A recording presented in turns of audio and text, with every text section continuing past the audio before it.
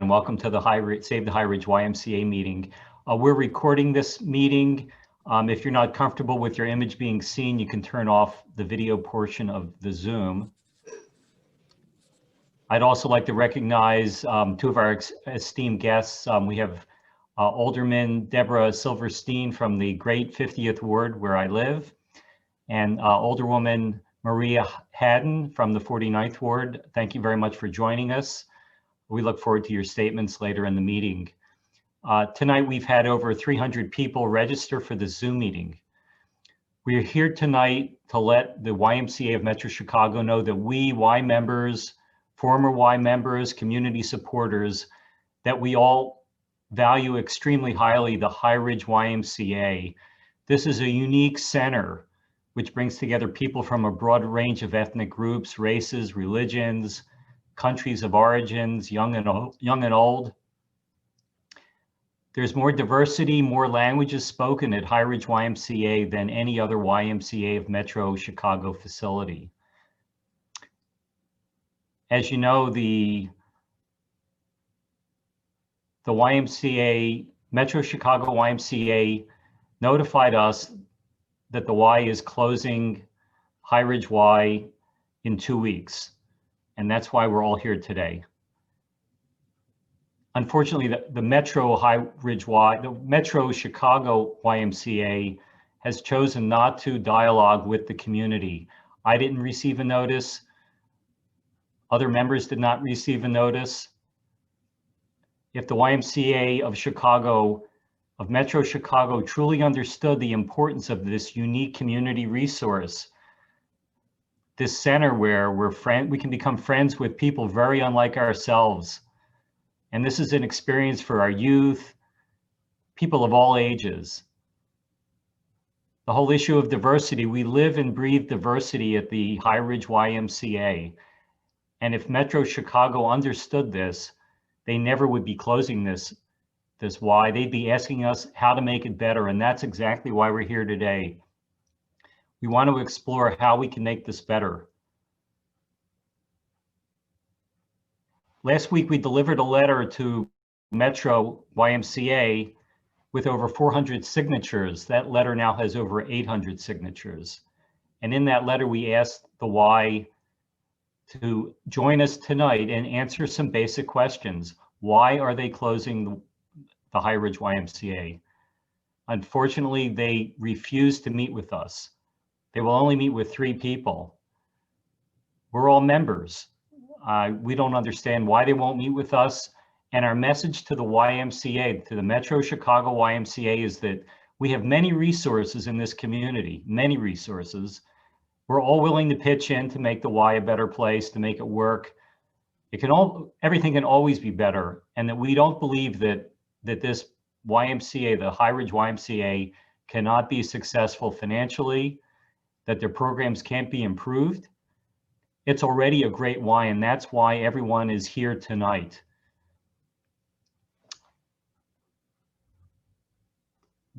We're going to move forward regardless of the fact that the Metro YMCA is not in attendance. We'll need to take our message to our elected officials, to the media, and hopefully to the YMCA of Metro Chicago. This meeting will last approximately 1 hour. Our goal is to have people present testimonies of what the Y has meant to you, to highlight how important it is in our community and the life of our community. We'll be starting with each testimony. Luckily, we have an esteemed filmmaker in our group, Mirko Popovic, who's in attendance tonight. Mirko volunteered and did interviewing with 4 members, actually 8 members. And you'll see those videos, and those videos will be followed by questions from one of the people who was in the video. Following that, we'll take questions and answers, excuse me. We'll take questions and answers from the audience. And following that, we'll have a short section for the aldermen to comment on what they see needs to be done to move forward to save the Y. And then we'll have a last call to action steps that we believe can be taken as a group to make sure that the Y is recognized as an important asset in the community, and that the YMCA of Metro Chicago meets with us and helps develop with our support and our resources a new plan for making the YMCA High Ridge a viable center. We'll begin first with testimonies, and Dana Schwartz, Vice Principal of Rogers School, is our first speaker.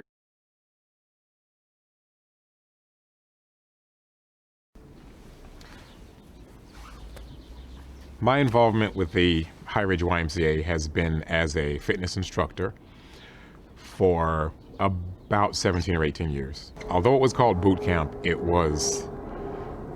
may as well have been called fun camp, because although we got up and we did our exercising a few times a week, we ended up being more of a family of friends, and we would do every outdoor activity you could imagine, from ultimate frisbee to kayaking to swimming in the lake, cross-country skiing, ice skating, rock climbing, both indoor and out, paintball. My class was one of the longest running classes because of people. I won't take credit for it. I would say everybody involved, from the people at the front desk of the YMCA to the fitness directors who initially got the class started. Every time I went in to the High Ridge YMCA, day or night, I saw a smiling face that I knew, someone that I would stop and speak with for some undetermined length of time. Good evening, community members. I would first like to thank the Save the High Ridge YMCA Coalition for providing this platform to voice our concerns. My name is Dana Schwartz. I'm the assistant principal at Rogers Elementary School. Tonight, I'm speaking on behalf of Principal Jabari and the entire Rogers School community. I've also been asked to speak on behalf of Otis Dunson, principal of George Armstrong School, and Jacqueline Delaney, principal of Daniel Boone Elementary School. These two principals have also written letters of concern regarding the closing of the High Ridge YMCA. All three of our schools are within a mile of the High Ridge YMCA and have a combined enrollment of close to 2,800 students.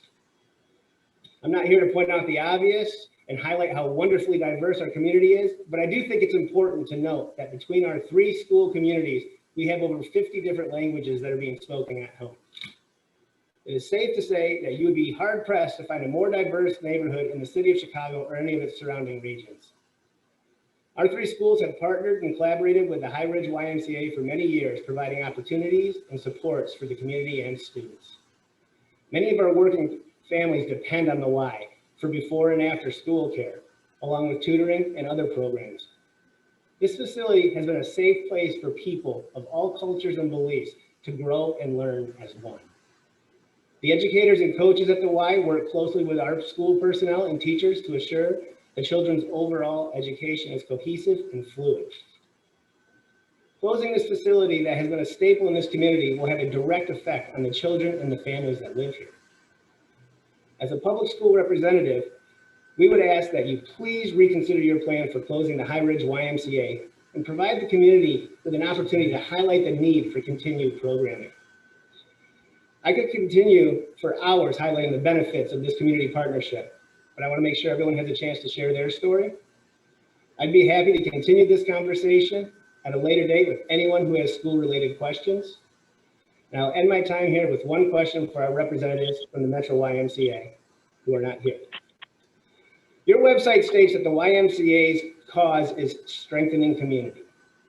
I'm just curious how your decision to close the High Ridge YMCA addresses your overall cause of strengthening the community. In my opinion, excluding the community from your decision-making process seems unfair and leaves community members wondering why it appears some neighborhoods take precedence over others. Any clarification you can provide would be greatly appreciated. I'd like to thank everybody for their time, and I'm here to help however I can. Thank you. Thank you very much, Dana. We'll now see the video of Gareth Silva and Ian Hooks. Can we roll the video? Me and my sister used to go to the YMCA like almost every weekend and swim there and like we would like it was just like something we looked forward to all the time. But yeah, as I grew older, I started going to the gym more, and that was something else that was really helpful for me. So, anything that you like have been doing for a long time is gonna have a special place in your heart, and that's obviously the case here, and it's and yeah, it would just be sad to drive by and see an empty building there or something else there. So yeah, that would be unfortunate.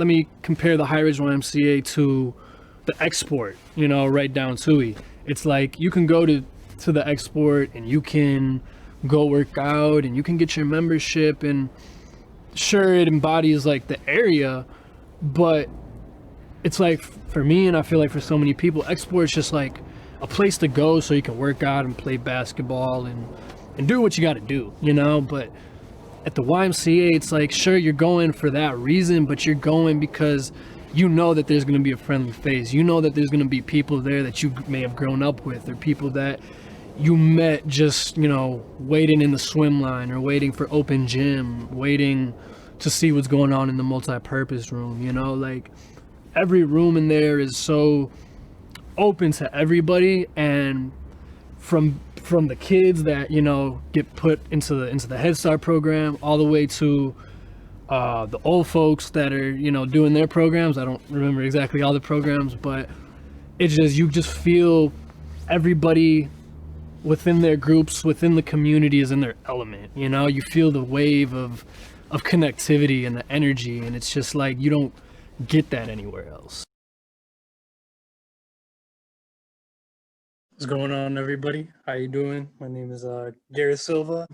I'm speaking on behalf of, as the younger generation millennial of the community, lifelong Rogers Park area community member, former camper at the High Ridge YMCA, former camp counselor at the High Ridge YMCA, and former teacher's aide. So my question is, the High Ridge YMCA, or my statement then question, the High Ridge YMCA is a cornerstone of Rogers Park that unifies the community. The Y represents Rogers Park and its diversity. It is a place where we connect, learn, and grow with each other. It is where we find affordable childcare. It's where we make friends when we arrive from other countries. It's where we leave the streets in the evening and hang out with each other. We ask you, the Metro Y, to justify for us tonight how you can abandon a Y with the most diverse membership base in the city, while keeping open facilities in Lakeview and Old Irving Park, serving more affluent communities that have more facilities available than we do. Gareth, thank you very much for your statement.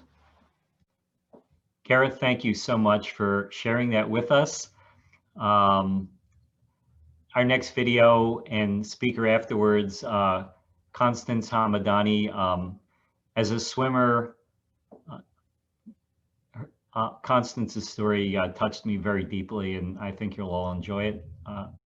I was on the beach in 2018 when 5 kids went in the water.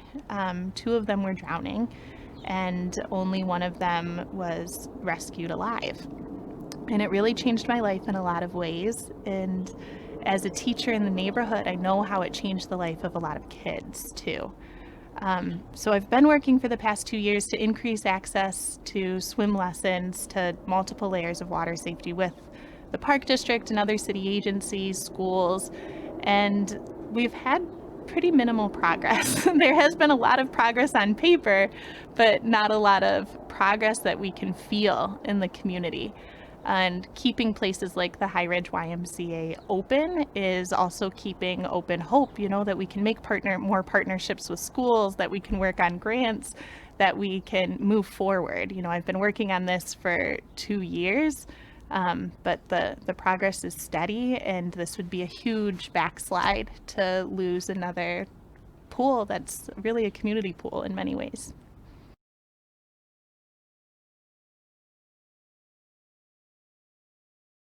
I wanted to learn how to swim years ago. In the early 1960s, they had just started allowing African Americans to go into public and park pools.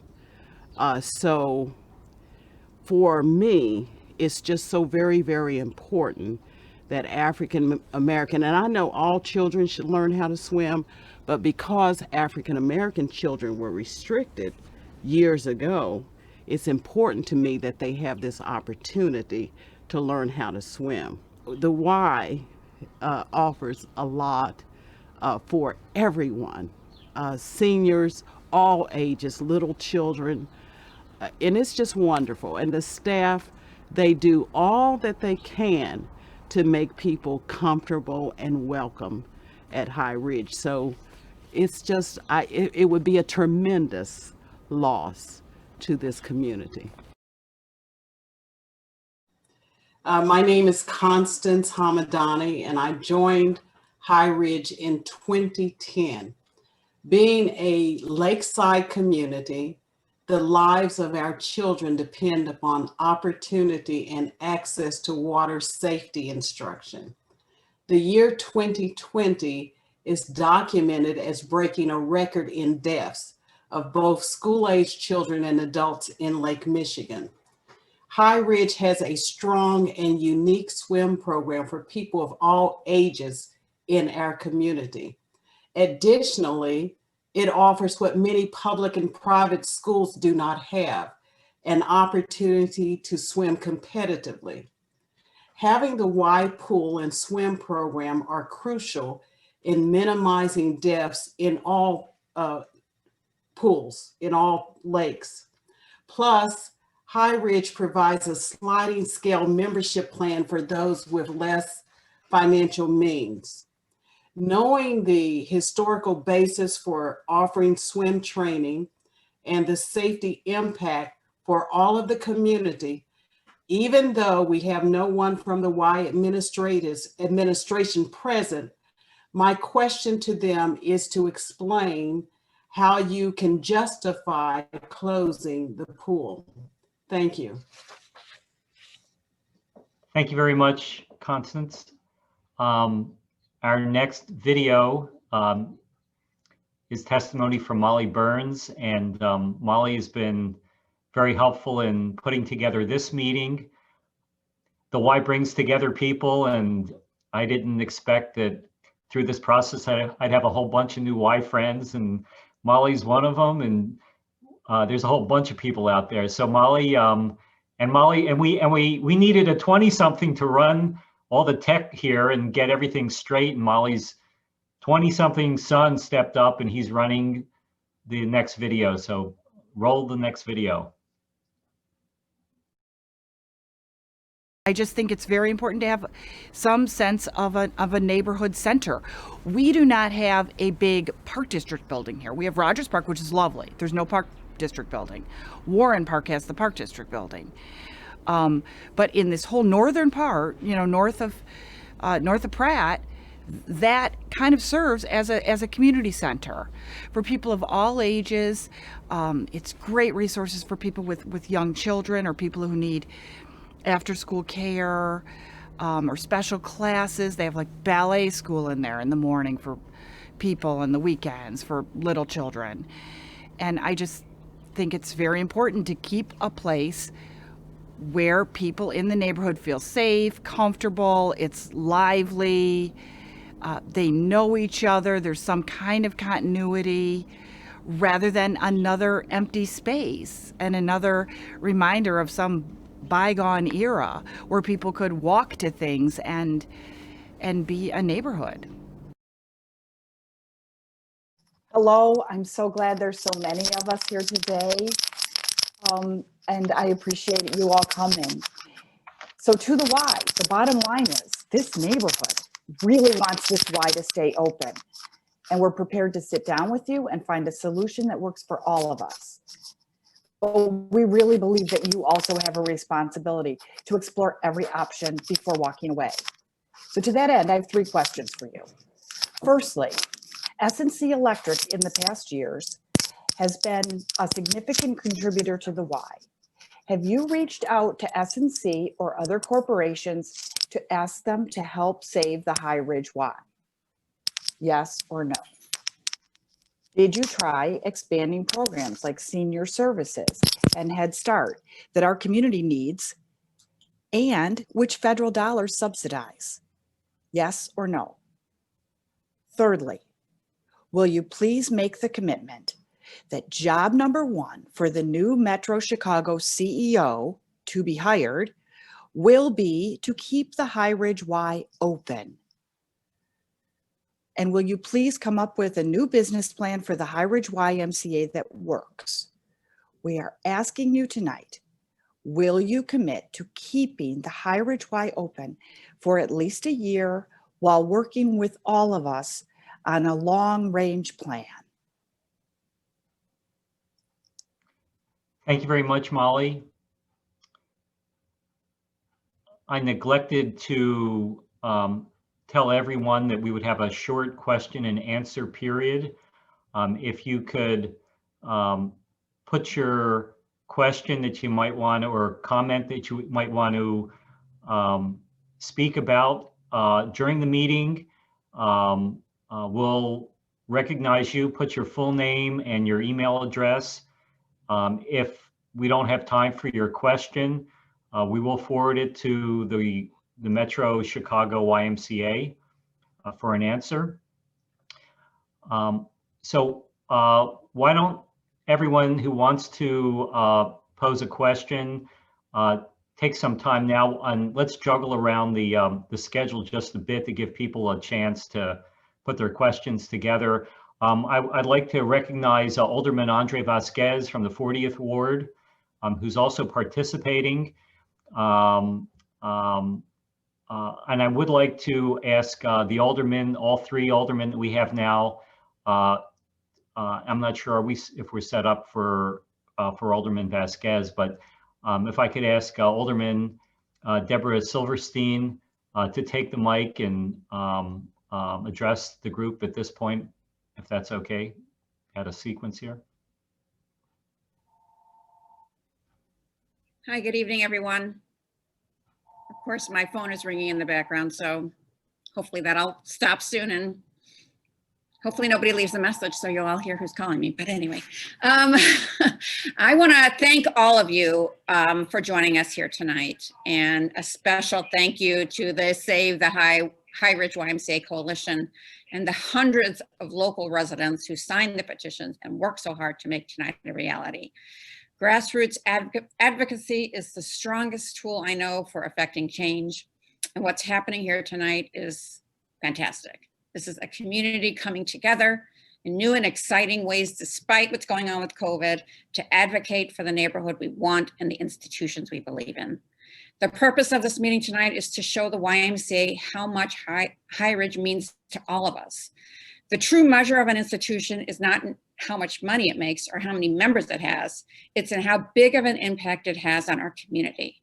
And I can tell you, based on the number of people who have contacted me since the YMCA decided to close, that impact is tremendous. I can tell you, based on all of the people who signed the petitions and logged on today, that these people will not give up without a fight. And you have me here to help you in your fight. The High Ridge YMCA has been a part of this community for nearly 70 years. Local children come to swim and play in the same halls that their grandparents played and swam and enjoyed. And that's not something that we want to turn our backs on. A focus of the YMCA has always been on diversity and inclusion, And as stated before, the 50th Ward is home to one of the city of Chicago's most diverse and ethnically rich communities. We have a large and vibrant immigrant and refugee population. And these factors that make our community strong and that make us need a place like the High Ridge YMCA. And that is something that should not be, that is not something that should be ignored. And again, I want to thank all of you for coming tonight. It's unbelievable to see. I see there's 216 participants on right now. That's fantastic. And I want to keep talking with all of you to see what we can do to reach out to the YMCA and to get them to change their mind. Thank you so much to everybody. Thank you so much for your comments, Alderman Silverstein. As one of your constituents, I've always had very high expectations, and you always exceed my expectations in your role as a leader of this community, so thank you. Thank you. Alderman Maria Haddon from the great 49th Ward, Alderwoman. Hi, thank you so much, Mitchell. Thank you to everyone for inviting us here today. And thanks to my colleagues as well, Alderman Silverstein and Vasquez, and Alderman Silverstein for helping to keep us in the loop as you've been working through your office to help facilitate a dialogue with the Y. I appreciate that. I really enjoyed watching these videos. I am pretty blown away actually by just like the quality and the caliber of this meeting. You know, community members just snapped into action so quickly. I know that I was caught off guard, as well as you all, by the announcement of the High Ridge Y's closure. And, you know, though it's technically not in the 49th Ward, I think the stories that we're hearing from you and the show of hundreds of people who've supported make this clear why you've got, you know, the 49th and 40th Ward aldermen here as well.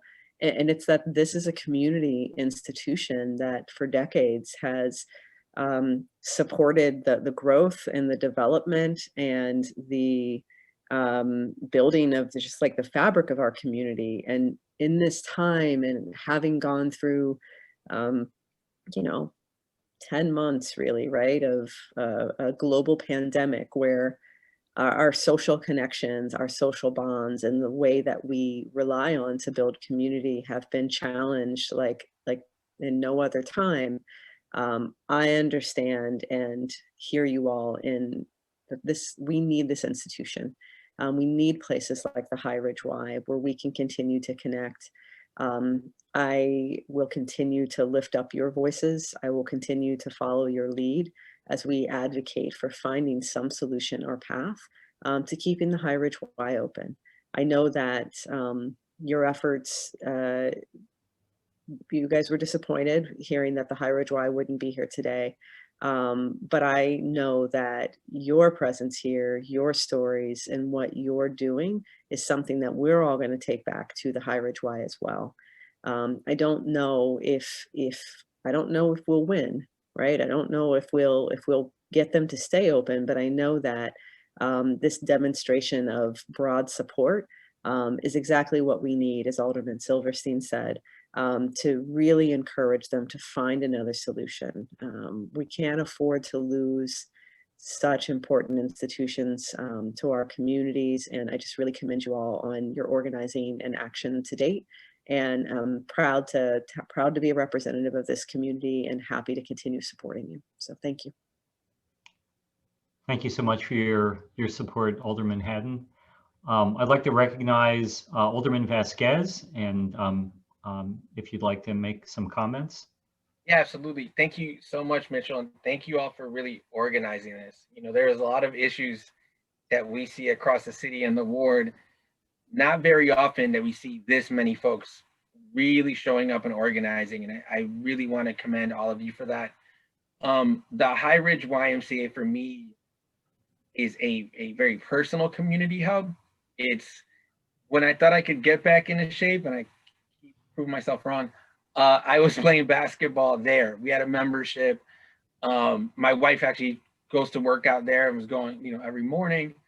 our kids were actually going to the preschool area there prior to them going to school, right? So it is very personal to me because it's been an institution that has not only helped us be active and really come together as a family, but there is absolutely, as the gentleman said in the video, an energy and a vibe of like community when you see everyone there.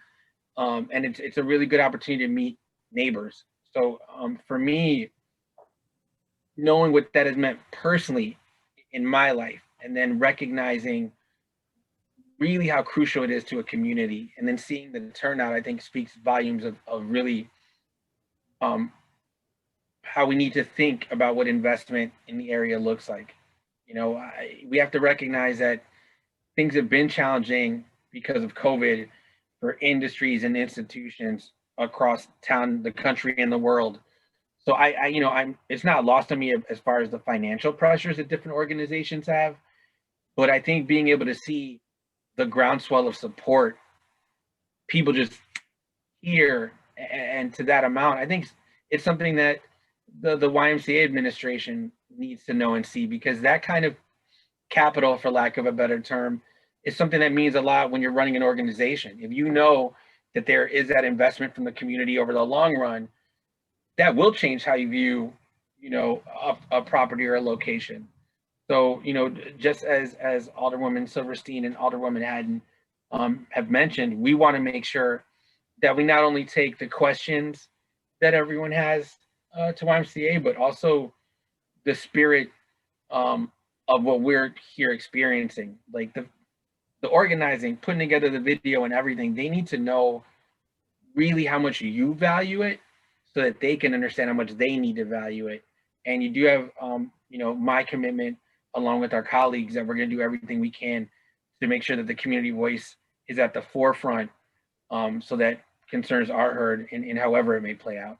But thank you so much for doing this. Thank you very much, Alderman Vasquez.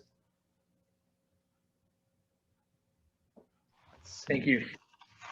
We let's see, it's 5:39. We have just a couple of minutes for some questions from the audience. I'd like to turn this over to Myra Glassman, please. Sure, thank you. And thank you, everybody. We have a very lively chat. So I've been trying to group some things. And if you're comfortable speaking to the group, you could just unmute yourself. There's been a lot of testament to what the swim program has meant to everybody.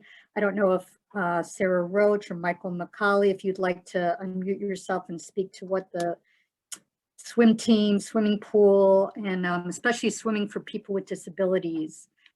If either of you would like to say something, you could just unmute yourself.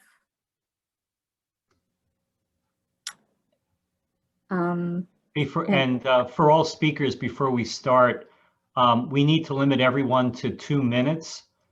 We're very short on time, so thank you for limiting your comments. And then another, if Julie Parson Nesbitt, if you're still with us, you spoke about the summer camp, which both my kids went there as well. If you'd like to say something about that. And then there was a question from Jeannie, if there's been other efforts to save Y closures elsewhere that anyone knows about, and if that was successful. So of the people that I've called, please feel free to unmute yourself or type in the chat. So we'll give it a couple Sure, of minutes. I'll speak if you want me to. Yeah. Sure, could you say your name? My name is Michael McCauley. I lived in Rogers Park for 8 or 9 years. Moved back after living in Indianapolis caring for my mother. And when I came back, I was going to rejoin the High Ridge, but I see what was happening, so I went to Evanston. I believe really strongly in the Y for it's an organization in the country that we need desperately right now. There's not enough of these types of cross-cultural places that people feel comfortable in being. But as someone who's living with HIV, I can tell you when I first learned about my HIV status, I went directly to the Y and used swimming and exercising to keep my sanity. And I know that's true for a lot of people with a lot of other disabilities or with chronic illnesses. You need some place to go to feel comfortable and also to feel relieved to be around other people in your community. And I can't tell you how valuable it is for older adults as well who don't feel comfortable in yoga classes and other places, because this is a place that they can be in the pool or do exercise and have various classes. I think it's a big mistake to close this thing down. Thank you so much for sharing that. We have maybe time for one more person. I'm not sure. So I don't know if there's anybody that wants to speak about the summer camp or swimming or Head Start or anything like that. And I'm not sure, am I heard? Yes, you're unmuted. So this is. Well, I found as a single mom, the summer camp really saved our lives, me and my son. The hours are set for working parents, so I could drop him off early and I could pick him up by, as late as 6 o'clock. And the other summer programs usually ended at 2 or 3 o'clock, so that made a really big difference. I would drop him off. He'd be playing with like every kid there, young, old, whatever language they spoke, ethnicity. My son's Black. And because he went to a special school for kids with special needs, he was able to meet a lot of neighborhood kids and has kept those friendships for many years. Thank you, Julie. That's a great point. Well, thank you. Thank you very much. It's just been heartening to hear everyone's stories. Yes, oops. Thank you. Our last section, which I'll turn over to Molly Burns in a minute, is about activities that we can all undertake to make the Y aware of how we feel, that we want the Y to stay open, and we want the Metro Chicago YMCA to engage us in a dialogue, because we do not believe that the High Ridge Y cannot be a success. The other piece of the story is that Metro Chicago YMCA has 13 properties. Most of those properties are in the suburbs. Metro Chicago, I went through their IRS filings for 2016, 2017, and 2018. The organization did not lose any money. They might individually, quote, lose money on the High Ridge Y, but as an organization, they were doing just fine. They're doing so fine that they have $150 million in investments, $150 million. And they just got 25 million more from the Mackenzie Scott Foundation, Mackenzie Scott of the Amazon fortune. So they did lose money this year. Everyone lost money during the pandemic. They also made a lot of money because all their money is tied up in investments and the stock market went crazy.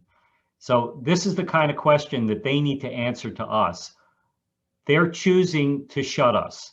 They're not, yes, we cost more than other Ys, but they are not, as an organization, losing money. And with that, I'll turn it over to Molly Burns for what we need to do next. Great. So there's a couple things that you can do to share your story to the Y and why it should stay open. We have some emails of the board of the Y. We're going to try to share those later, but if not, I'm sure you can look it up on the website. So to email the people who are on the board would be great, to share this information also with your friends or neighbors, because we all found out about this so late. Some people may not know. They can join our Save the High Ridge Y Facebook. They can also join the listserv. If you put your name and email on the chat, Myra can do that for you. Also, this Sunday, January 17th, we're going to do an old-fashioned march with signs to save our Y. So right on Western Avenue there, north of the auction house, we're going to socially distance, wear masks, but we are going to let people know that the Y is important to us. So if you can come out this Sunday afternoon, 1 to 3, maybe we can do a honk to save the Y type of atmosphere. And then thirdly, we will be sending this recording to the Metro YMCA. And thank you again to the aldermen for supporting us.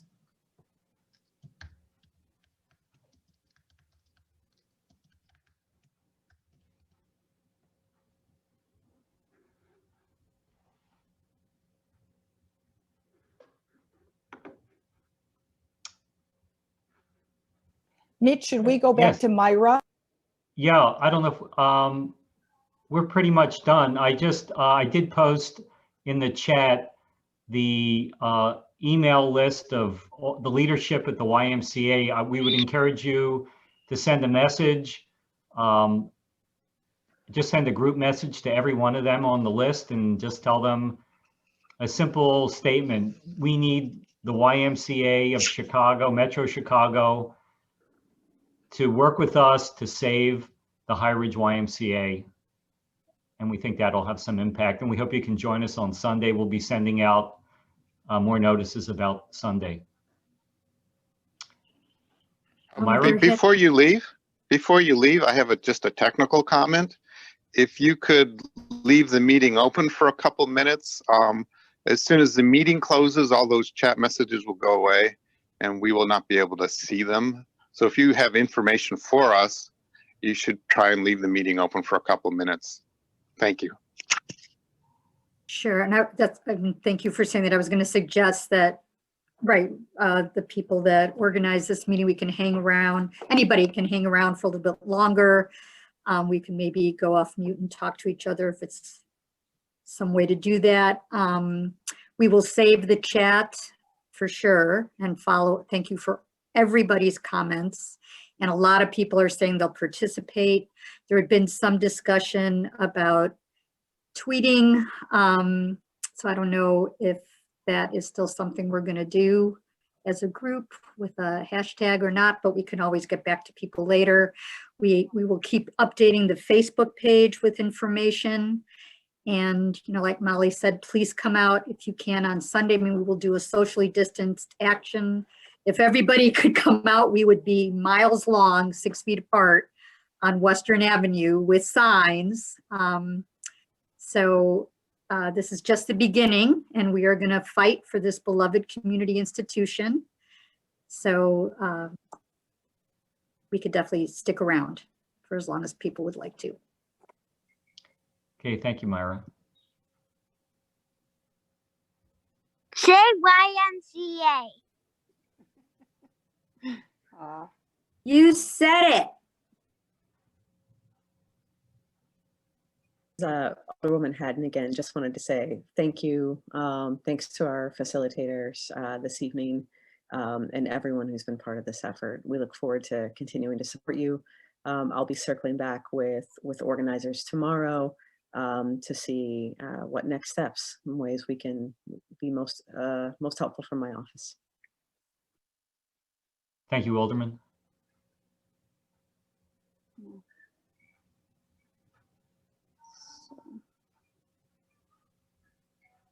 Hi, this is Jean Rattenberry. I actually have a couple of questions that maybe people in the group could answer, but I go swimming at 8:30 at night, and there usually are not a lot of people in the Y.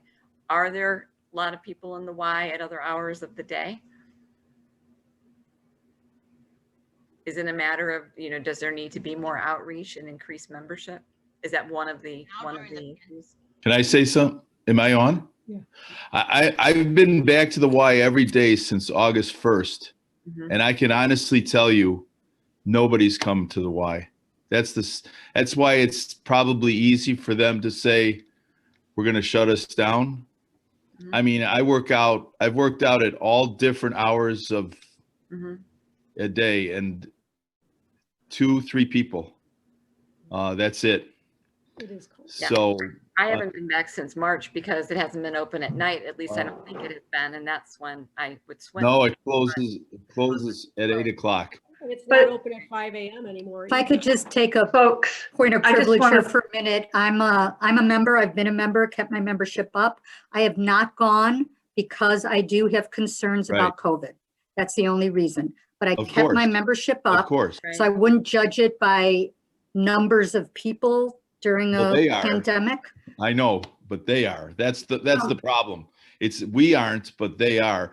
And as far as coming back, they've done a wonderful job of cleaning. Each session gets cleaned after each session.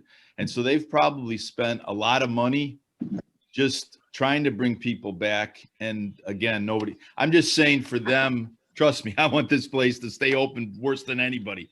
But the bottom line is it's easy for them to make this statement because prior to COVID, nobody's there. you know, because Prior to COVID, can I say prior to COVID, as a senior who attends the Silver Sneakers, the aqua aerobics, and the Zumba Gold.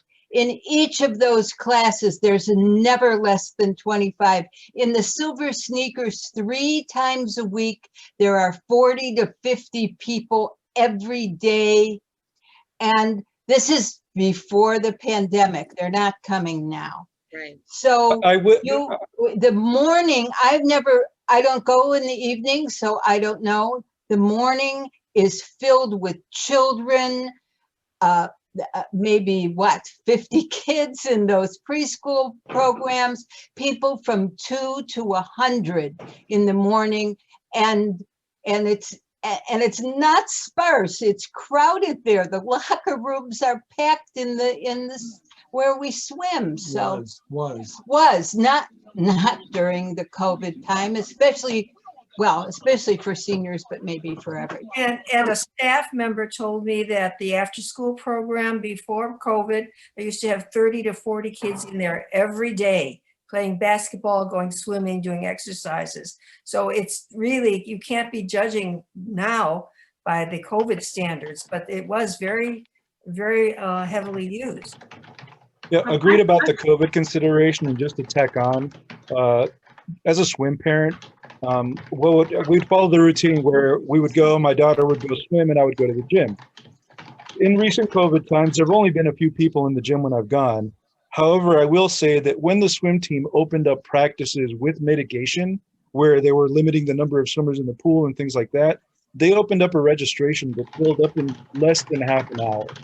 Like literally within minutes of opening it up, it filled up. So there is a population of people that want to use it and keep using it. And I know that there's people that'll happily come back once this is all over. I will say I'm one of those swimmers. My husband and I are both swimmers and have been going back since August, since it reopened. And it is so hard to get a reservation. You have to be on at the time when the reservation opens up and click immediately. And this is in the sort of 11:30, 1 o'clock, 2:30 during the day.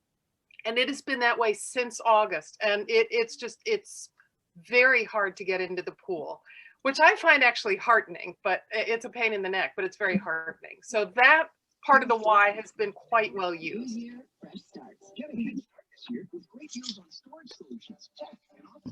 But that number is a reduced number. Yeah. Okay. When I was called by Ma Yi Lee, who's the communications director, on Friday, her statement to me was that the High Ridge Y was a financial loser for a number of years, and that they've been considering closing High Ridge for a number of years, and which didn't make any sense to me, because they put a bunch of money into the Y. I mean, we couldn't use the pool because they put a new roof on. They put all the new lighting in. They put new windows in. So I didn't know where that statement came from, but that was what they told me. It's that this is a historically a problem for the Metro Chicago YMCA. Well, I just want to say that I was very moved by these testimonials. they were so eloquent and profound. And this is such an important institution. My mother swam every day at the Y, and it was the center of her health and the center of her friendships, because then the ladies would go out for lunch together. So it was so important to her. This is an important, vital institution. We can't let all of our institutions die because of the pandemic. We have to support them and keep them alive, because eventually the pandemic will, hopefully go away and people will need these institutions. We're not going to close the Art Institute, the Field Museum, the Museum of Science and Industry, because they're closed now due to COVID. And this is such a tone deaf, we now have the language of the 1% versus the 99%. This is such a tone deaf, 1% arrogant decision when they have money. Mitchell has pointed out how much money the Y has. So what are they saving it for? This is an institution. I mean, the other Y that my mother used to use when she lived on the South Side was the South Chicago Y. I'm sure a very similar, ethnic mix. So it's sort of telling that they're closing these Ys that are in working class communities and keeping suburban Ys open. And one question, Park Y open. That's disgusting. One question I have is, following up on what Miriam was saying, this is June Lapidus, by the way, following up on what Miriam was saying, that what's their model? Does each Y have to make money?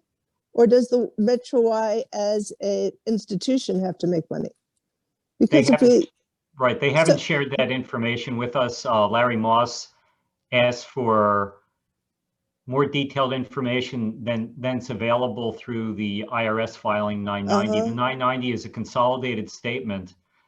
So yeah, all we know is that they have a lot of money. The 990 discloses that their CEO that they had for 11 years, his salary was over $700,000. So 11 years, think about that. $7 million was paid to this man to run the Y system, and in their mind, this guy was a failure for High Ridge Y, and there's no money for us because they had to pay him all this money. I mean, this is ridiculous. And I think that there's something to be said for cross-subsidizing, right? If they're wise and affluent community. Yeah. Absolutely. I mean, this is not a franchise money-making operation. This is a not-for-profit that has a mission, and yeah, their mission is not to go broke, but the Metro Chicago system is not going broke. They're a very healthy financial institution. Hi, I have a question. Go ahead. My name is Liz Strohmeyer. I'm curious as to why the YMCA has not notified us as a member that they're closing. I got no information whatsoever except for this email from a friend of mine. Why are they keeping it secret? I'm glad you brought that up. I mean, I remember getting an email announcing the closure. I've been a longtime member. And if they had sounded the alarm or said we need help, we want to do fundraising or something like that, I'm sure a lot of us, I mean, look at how many people are on this call, we would have, partnered. So I think that's a great point. It's like the decision was just made and see you later. Historically, there have been fundraising campaigns and there's been membership drives, and that hasn't occurred for, I don't even recall the last time that they did that. So I totally agree. They did not involve us as the community and as the members, and people would have rallied to do. People that dropped their, chose not to continue paying during the membership because they were out of work. Many people would have continued their memberships, I think, if they, really knew that it was that important to keeping it open. This is Melissa Alvarez Mangual. I'm sorry I missed the first part of this, but I'm just joining, and I'd like to add to this. I have only been a member for 2 years. My daughter was on the swim team and my son took classes there. And I've worked in the nonprofit sector for 20 years. I currently work for a nonprofit that recently completed a campaign of $7 billion. And I manage all the training and development for fundraising. When I started my membership, I reached out to the executive director of the High Ridge Y, who never responded to any of my communications. And I specifically asked, how can I be engaged to get more resources to this YMCA? And nothing. There was silence. I got nothing back, and I reached out multiple times. When we were in the pandemic, I continued to pay my membership fees at a half the rate in order to help sustain the Y at High Ridge. And then I reached out to the newly identified co-director of the Lakeview and High Ridge Y and asked the same thing that I asked, that I never received a response to from the previous ED. And he responded saying that he had every intention of pulling together an advisory board of sorts to try to do some more fundraising for the High Ridge Y, and he would reach back out to me when he was ready to do so. I never heard back. And then I received this email that says the Y is going to close because there's insufficient funds. And I know I'm just one person, but I'm one of all of these people on this call who rely on the High Ridge Y, who care, who would have done something whether they had the resources themselves or not to try to save the YMCA. And it's really sad to see how poorly this was managed, this entire process. For an organization who I have respected for my entire career, that I went to as a child to learn how to swim here in Chicago, that I've been a member of in every state that I've lived in the past 20 years, and have returned to Chicago, committed to investing in our communities and supporting this type of organization. And this was just so poorly managed. And there's so many of us that want to engage. You see us on this call.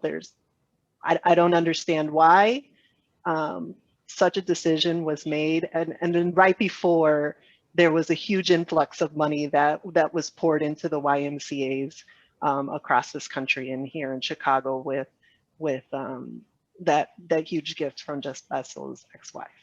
Melissa, you're being recruited to help. Would you mind putting your name and email or contact information in the chat so we can make? I'm involved, like I'm on in the group. I just am also a parent of 2 little kids and working full time, and so I am not able to attend many of the Zoom meetings. And okay, as long as we have your way to reach out. Thank you. Thank you so much. And somebody else was about to talk. Yeah. I wanted to say something. I teach yoga there at the Y, and I've been there since 1976 teaching yoga. So I've seen lots of changes in the Y, in the administration. They used to have a lot of classrooms, which are now taken over by the workout rooms, which I understand there's a demand for that. But as the spaces began to be filled up with more daycare, more fitness, the classrooms, there's really no classroom. There's the multi-purpose room, and that's it. So I think what I had always hoped was that they would build a yoga studio, maybe on the 2nd floor, out into the parking lot, expand the Y so there could be more classes. They used to have dog training and ballet. There was a ballet room, which is now the child care. Anyway, so many more things they could do if they had space. And I think by investing in the space, they could really boost even more enrollment and more interest, and keep people coming for classes as well as working out, swimming, and daycare. So anyway, I just wanted to say that I love the Y. 44 years, I don't know what to do on Thursday nights anymore. And I see one of my students there, Constance, who I miss. Anyway, thank you. Thank you for having this meeting. I have a quick question. I'm Steve Freuchen, and we heard some talk about the Y losing money, and I suppose the assumption might be that their revenues are down. But could it be that all the programming that the Y has just simply costs a lot of money? The the fact that they might be losing money might be a reflection of the success of the Y.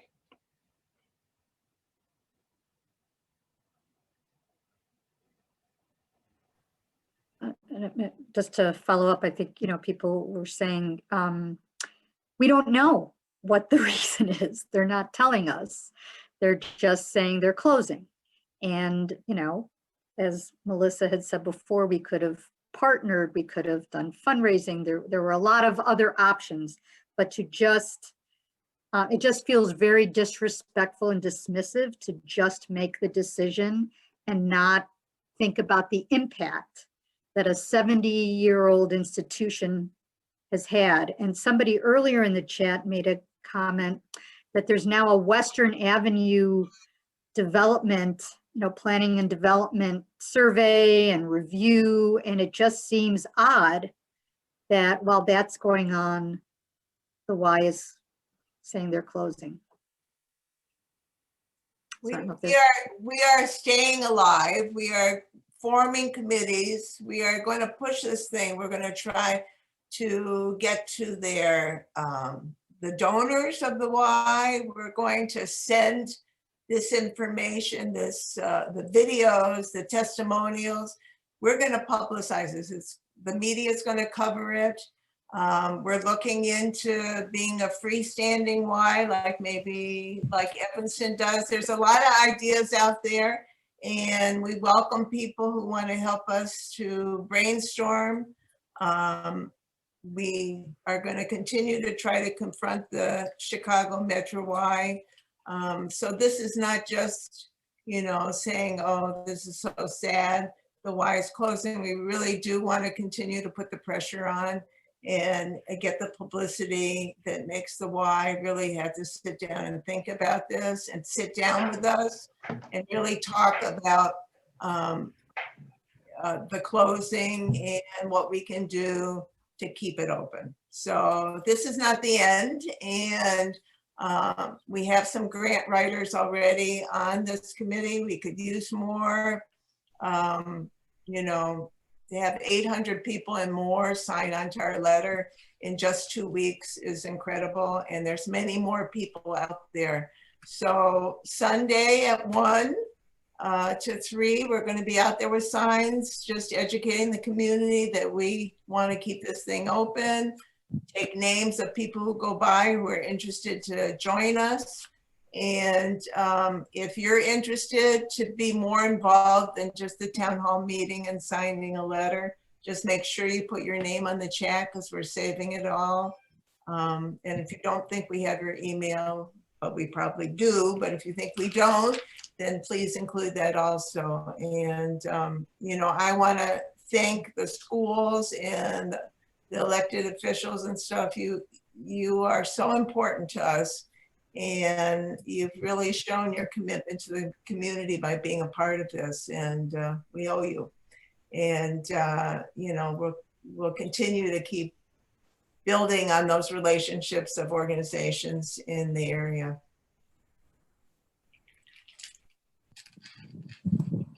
I just want to tag on to one thing that Jesse said, which is that I really appreciate the hard work that a very small group of people did to put this meeting together and to get this ball rolling. But in order to really make this happen with the Y, it's going to have to take more folks. And I'm hoping everybody that's putting their email address in is ready to step up and do something, whatever it is.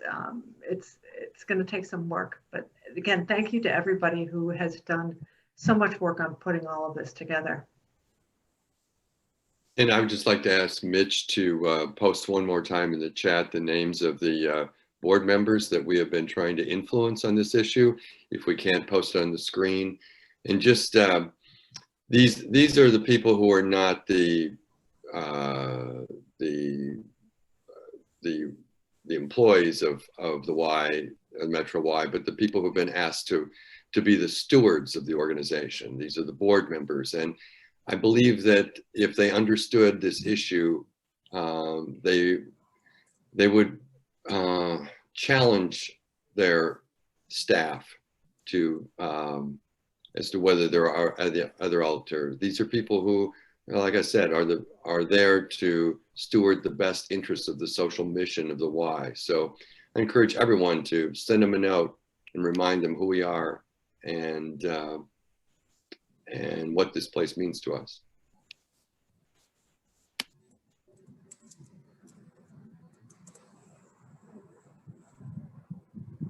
Will you be sharing? I'm seeing that no one from the Y is on this call. Will the recording of this be shared with the Y so they can see how many people were involved in their stories and concerns, whether they attended or not? Yes, it will be. Yes, the answer is yes.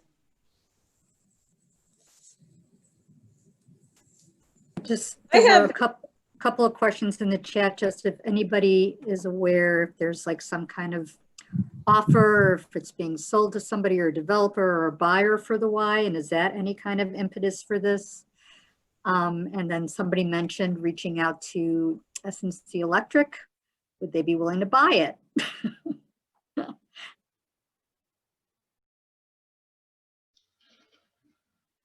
I have a couple things to add to that, and to Jesse's last point. And I would just like to say that I think the YMCA is acting more like a corporation and less like a nonprofit, and it seems that they are following the lead of their accountants and not the original mission that the institution had. I went to St. Margaret Mary's. It got closed down. My sister went to St. Scholastica. It got closed down, and not because there wasn't love from the community or participants, but because the broader institutions didn't feel like they were profiting enough. I think that the YMCA has been funding internal and structural components of their facility and not external and visual, because they plan to sell this. Had they genuinely been putting money and effort into the building, it would look more presentable, it would have more curb appeal, the spaces would be more usable. And I think it's in the community's best interest for us to come together and really strongly consider operating this amazing place as a freestanding institution, something like the Rogers Park Athletic Association or Community Center, something along those lines. I think even if we compel the YMCA to continue to operate High Ridge Y, it will not be operated with our best interests in their mind. That is a great idea, William. Thank you. I'd like to add to what William was saying, because I think exactly what he said. There's so many people that are in our age group that feel like they can get involved, and there's so many people that are hungry and waiting for a new opportunity to be a part of the community. So if there's a way in there, if that's the route that we could take, I feel like we can be able to reach out to a lot of people, a lot of different of the generations, and be able to connect so that we can maybe go in that direction. That's great. I mean, just my 2 cents is there's several threads on here that like sort of areas of interest that maybe, you know, we'll follow up with people, and maybe different people would want to be on different committees or something to explore all of these things. So I see a very robust fight in our future.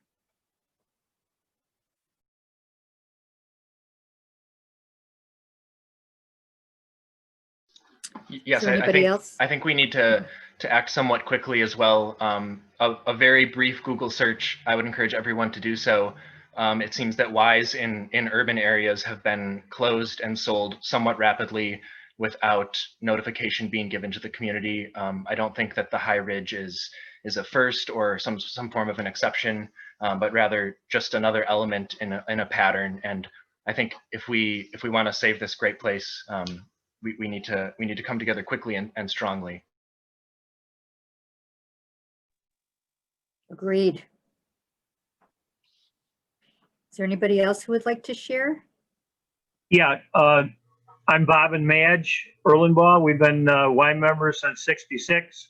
We have not missed a day swimming since August the 1st. It's safe. Everybody can swim, and it's a little hard to reserve lanes, but once you get in. The other thing I wanted to say is we have friends at Leaning Tower and Ladoff, and when they closed those Ys, it was a very similar scenario. You know, they got like a month notice, sign went up, closed, that was it. We got quite a few members from Leaning Tower to come over and swim at our Y. So it's been tough to get such short notice that they're closing, but we love the Y, and it's safe. So any other swimmers out there, just don't try to take our lanes away from us, though. That's all. Good luck to everybody. Thank you so much. She just knows where to look. Is there anybody else? Oh, Pam? Yeah, I have a quick question to the three aldermen. On something like this with developments, oftentimes you will know of it. People want to get zoning changes. People want things before they, agree to buy a building and that. I mean, has anything been said? Any inquiries? Anything that has crossed your desk or your staff has had to answer? I can take that one, Alderman Silverstein. The Y has been very close-lipped about their intentions of the building so far. Thank you. I also, while I'm unmuted, I just want to thank you all for all of your effort and for being here tonight. It really shows your determination, and it's just great. It's just, I'm leaving feeling, like this community is really together and we have a mission. So thank you all very much. Thank you, Alderman. Alderman Silverstein, if I could ask, I'm Jim Stoner. If I could ask you, wouldn't they have to run that by you though? I mean, you would have to know at some point if there's a development going on in that property, correct? Only if they needed some kind of a zoning change. That would be yeah. Okay.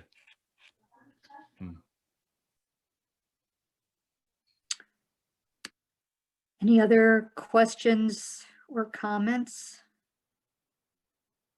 from people? And again, Yes. Go ahead.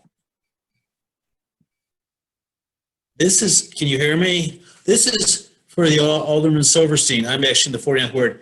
Can we downzone the properties first? Won't think it's so valuable, so we can save it. If only a 1-story or 1.5-story buildings are allowed there, that will change what developers can do. And they might back off because developers want 4 or 5-story buildings.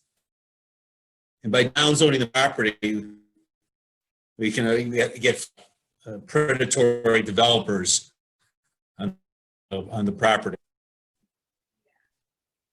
I think that's something that we can maybe discuss later to see if that's what the community wants. If we can talk about that afterwards and see if that's something that you want to happen, or, I think we should still work on having them stay here the best that we can, because I think that's what everybody here wants.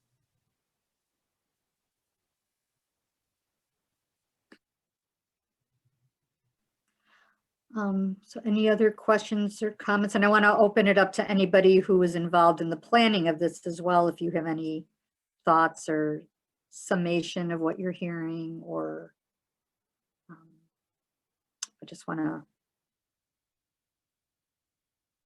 allow for as much input as possible.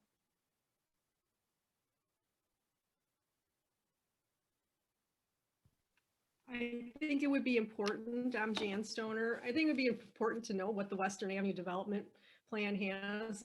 Pam Stauffer wrote it in here, and I think others did too. What is the relevance to that, to our, to the YMCA? Is there a relationship there that somebody knows about that we need to know about? I guess that would go to the Alderman. Yeah, I'm back again. We're actually starting this Western Avenue study. If you haven't read that in my newsletter or in, I know it's in Alderman Vasquez's ward as well. And we're just starting up with that. I'm really excited about that because I'd like to see some new development happening on Western, as I'm sure all of you would as well. And with the Y being, you know, right on the corner of Western, that could be part of our study too, to see what the community wants for that location. But again, I really feel like we're getting a little off track, and that I think the goal here tonight is to keep it open. And I think that's how we should move forward, at least for right now. Deborah, I'm wondering, this is Jessie. I'm wondering if you could announce this in our newsletter, in your newsletter, if you could talk about what our efforts are to save the Y and encourage people to join with us. Would that be possible? Yes, I think we already talked about that. Okay, good.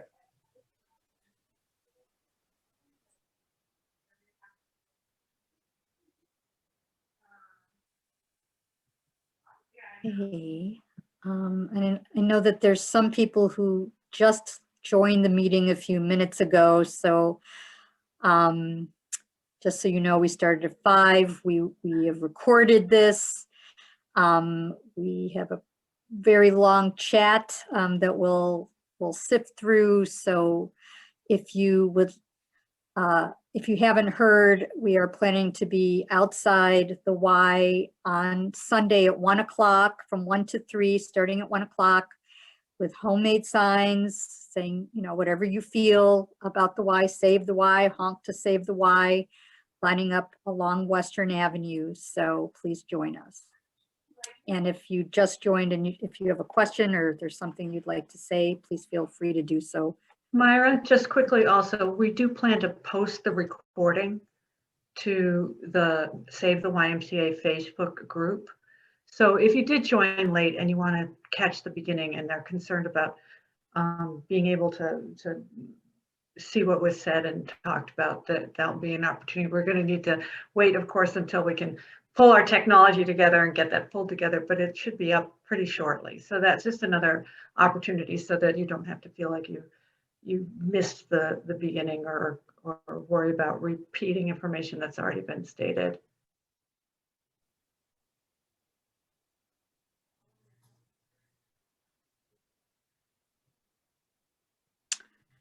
All right, so I don't know who makes the decision on whether we're officially adjourned or not. Not me. I'm the chatty person.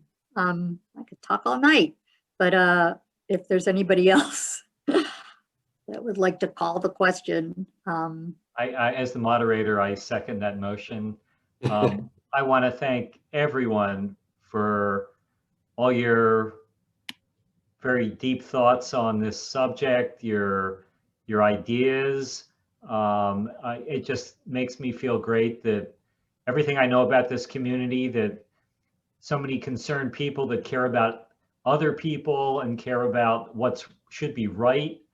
And it's right that this Y stay in the community, and people willing to step up and whatever their skill set is, fundraising, grant writing, that I think we can make, we will make, and we started making a very compelling argument to the Y as to why they cannot close High Ridge Y, and that we offer a lot of resources that will help them keep it open. So thank you very much, and we'll hope to see you on Sunday. We'll have a chance to talk more informally on Sunday, even though we'll have to be 6 feet apart from everybody, and we'll keep everyone posted as to our next steps after that. So thank you. Meeting adjourned.